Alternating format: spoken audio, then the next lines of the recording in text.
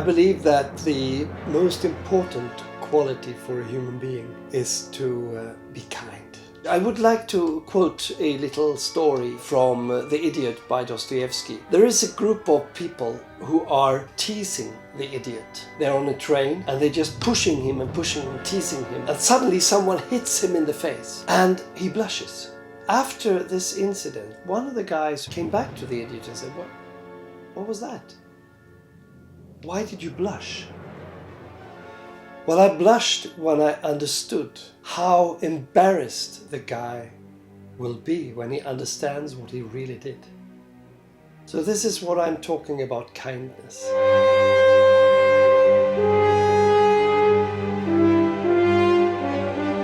Kindness is something that always is constructive.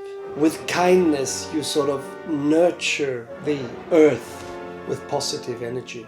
Because you are the world and the world is you. You are connected to every single creature on this earth. Doesn't matter if it's animals, every little creature. If we are all connected, when you punish someone or slap someone in the face, you're actually doing it to yourself because you're doing it to mankind. We will all suffer from it.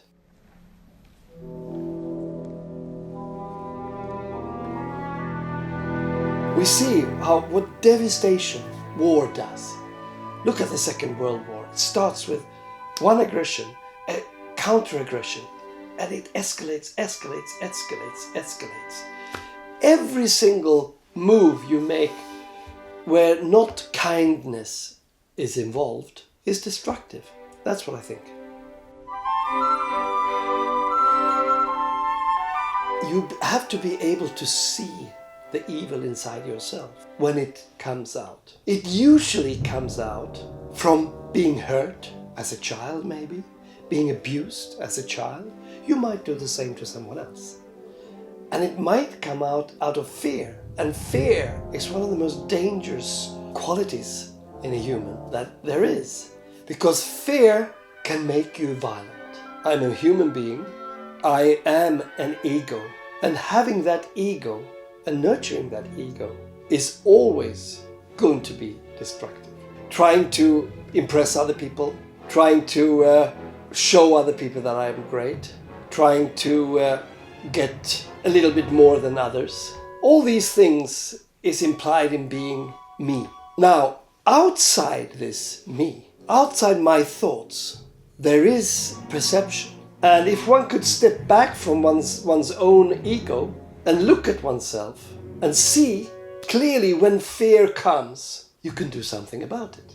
But when you get stuck in your ego and stuck in doing all these distorted actions, trying to earn a little bit more money than someone else, trying to beat someone else, if you look back and step back and look and see yourself the same way you look at your enemy or your friend, you can also see what you are doing wrong. And when you see that, that's when life starts to be beautiful.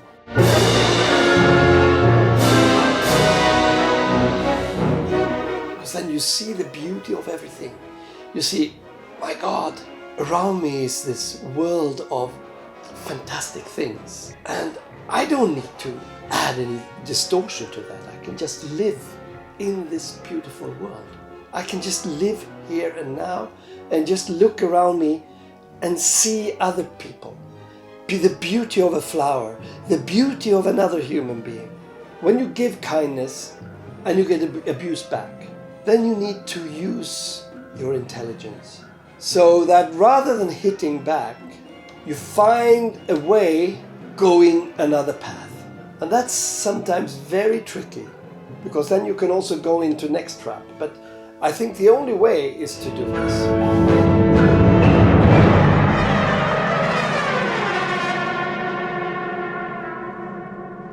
During my journey, I've had one keyword in my head: quality. To present music, to be involved in music of the highest quality possible. That was my aim, and through sticking to that, all through, from beginning to the end. I aimed at where I am today.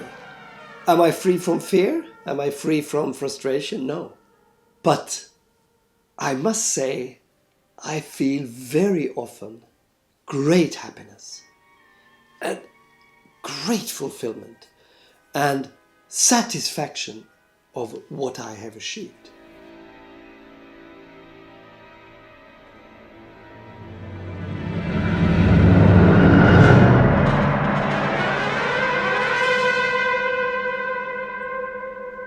When I get into a situation of corruption, usually I choose to trust people until they've proven the opposite. When I met one British impresario and then the next, I saw exactly the same thing. I saw corruption. I met it. I was confronted with it. I believed what they said. I trusted their word. I believed their innocence all until the last moment. But at that point, what happens is I get huge anxiety. I get so depressed to see that people can do a thing like that. It's a similar feeling to this idiot in Dostoevsky, who some people are making fun of someone else for their own pleasure. And then they go so far as to hit him. The feeling when he blushes, he thinks it's sad that someone can be so cruel and that he doesn't understand that he is. That sort of feeling comes up in my head. And then I rather want the other person to reflect on himself and later on maybe find out what happened.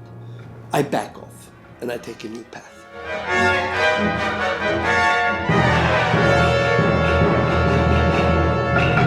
For sure, this industry that I am in is super corrupt. Evidently, this corruption makes the audience lose interest for it. A huge part of our classical music environment is based on people who protect their position. Managers keeping and protect their own economical interests. The development over the last 50 years, with classical music being less and less creative and more protective, has led to a crisis. This new situation meant that the cake was shrinking. So the amount of money in the music industry shrinked. So everyone started to fight for it. Then it became even more corrupt. So the impresarios raised their fees and the artists suffered. So today, if you're young, want to make a career, you got to pay for it. If you have money, you can make a career, even if you are a mediocre artist. And that makes me extremely sad. And on top of this, it's like it had become a cartel of a few international impresarios who also have teamed up with the managers of orchestras. And this little clique is very, very corrupt. Is that worth it?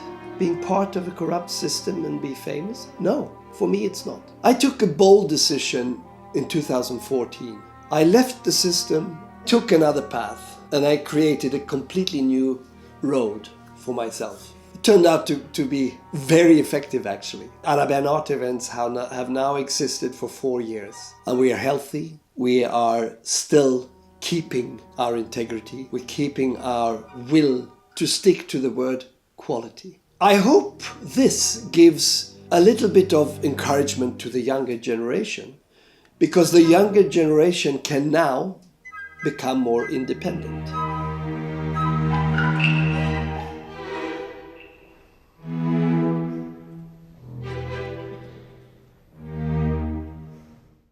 If your goal is to succeed and make a career, you inevitably will have to climb a ladder, the ladder of success. When you climb a ladder, a step on a ladder, fear will immediately enter into your system because you will be afraid of falling down. If you take step by step up there, the more frightened you're going to be because the higher you fall, if you fall. So if you climb and get into a situation, the more risk it is to be subject to corruption. You might actually try to push someone else down to stay in your position. And that's how corruption is born. I remember the situation where I had 4 children and I had trusted a British impresario for over a year. And I realized that he was going to rob me from all the money I had earned that year. I was completely devastated. I fell down and I cried. I was about 27 years old. I was ready to give up. But that's where real artists come into the picture, because the person who made me continue was Charlie Chaplin. Just before this happened, I had seen his amazing film Limelight. And in that film, in the end scene with Buster Keaton and Charlie Chaplin, they're playing and they make a great success, and he falls down into the bass drum. And there he actually gets so hurt so he dies. But what he says about himself as an artist was very, very important. I'm an old weed. The more I'm cut down, the more I spring up again. And at that point, where I was ready to give up, I felt, okay, I'm a weed. I'm an artist. I'm cut down and I'm going to spring up again. And that helped me continue.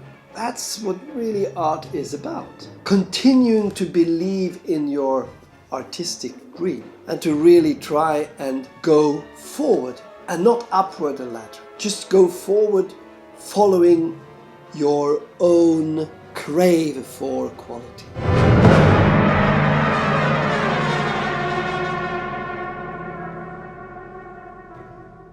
America at the moment is a country in deep crisis, I think. Everything that I've been talking about in this video and all the human values that I relate to in life, America is right now going completely opposite to this. I believe we are united. You are the world and the world is you. You are connected. All the people are connected on the earth. Every time you try to separate people from each other, it creates fear, it creates frustration, and in the long term it creates violence. 2017 was the year Trump was inaugurated, and it's a year very similar to 1933 when Hitler came to power or was elected. We had a community in the world basically the same ideas about Hitler, that he was a clown. And what did he do? Step by step he took control. I'm really extremely worried right now. If the president were to be re-elected, or even if the Republicans keep the House now in November, we're on to something very, very frightening. No one who voted for Adolf Hitler in 1933 believed that he would be able to build the concentration camps. And no one thinks today that Donald Trump is going to do something like that. But please, anyone who is a Trump supporter, do look into the history of the Third Reich, how it was built. America first. Make America great again. There are too many similarities to even risk this.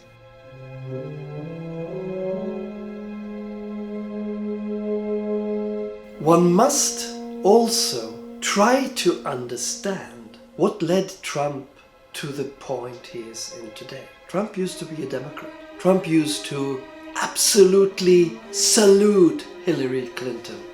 What is it that makes him change his mind about that? Is he changing his mind about it? Or is it like him being so validated by the crowd, by saying, lock her up, that makes him change as a human being? And is he then taking revenge for not being seen? If you look at Adolf Hitler, for instance, I think his childhood not being validated was painful, and he wanted to be a painter. Circumstances can make everyone grow fear within you. I'm seriously going to look and try to validate also kindness in Donald Trump. I'm willing to see it. I want to try to understand the men and women who vote for Donald Trump. I really want to understand them.